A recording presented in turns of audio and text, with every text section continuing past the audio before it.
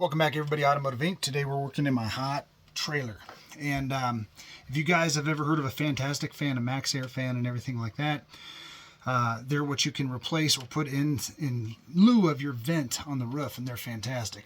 Hence the word, right? They're like a whole house fan. But really, what we found out is one of our campers, one in the bathroom was good enough. Well, if you're not the sort that has the time to get up and cut off all the heavy duty caulking up there and swap everything out and the vent and everything like that, RV Love It makes this kit, and it supposedly is a plug and play right for your vent line fan. Now, vent line fan looks like this.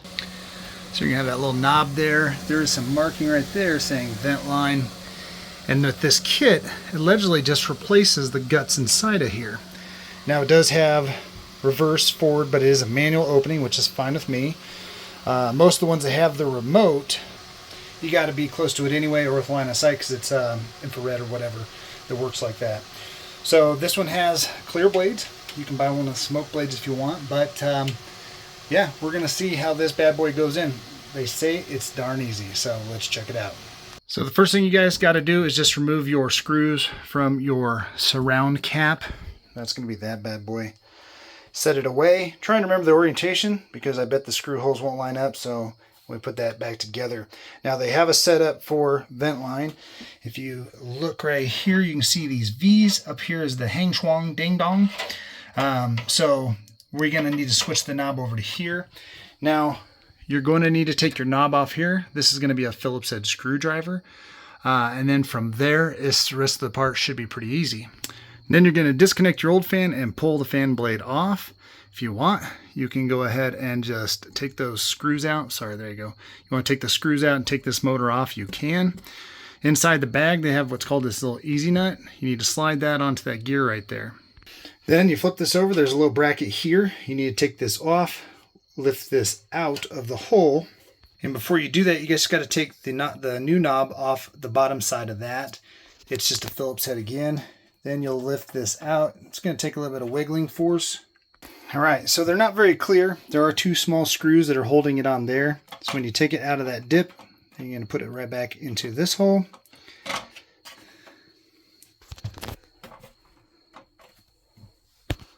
So once we get this into the vent line holes, replace the two little screws. Remember, the bracket on the other side is plastic, so don't over tighten it or go crazy.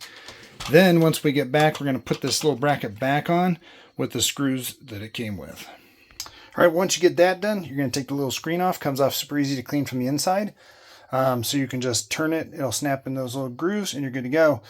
Next thing, you get this little hexagonal nut thing, and that's what's going to attach through the gear. You can see it right there, up into the roof here. All right, so make sure you guys reinstall the knob here.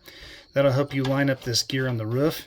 Then you're going to need a fine screwdriver to get all the way up this groove here. So an old school screwdriver without that nipple on the end for a tip, because you're going to screw that into it. Now, I'd recommend running the wires probably over this initially, along with your original wiring.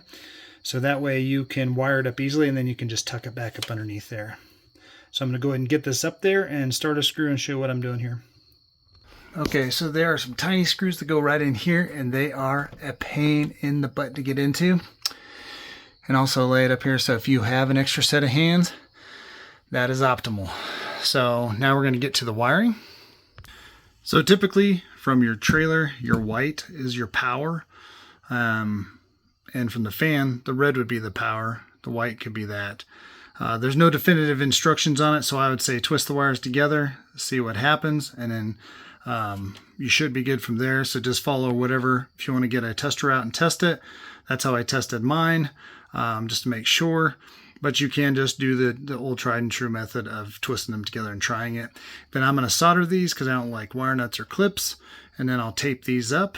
Again, we got the screws tightened up and everything, and now this does run the closing feature. So you're good there. And I also did get the exterior one that mounts to the roof. And we'll install that at a later date. That way we can leave this fan open 24/7 with the rain and everything. All right, so we got everything lassoed up. Don't forget to put the little white nut in here. You're going to have to hold the knob while you put this on.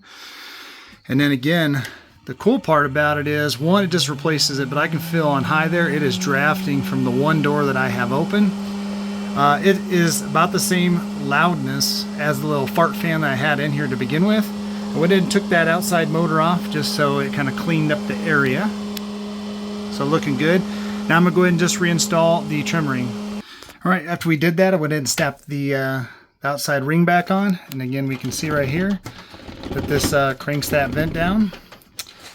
And I think it comes with a 1-year warranty. This is under 80 bucks. And by myself and filming, I did this in about 15 minutes. Now, you could probably speed it up if you don't want to solder your stuff.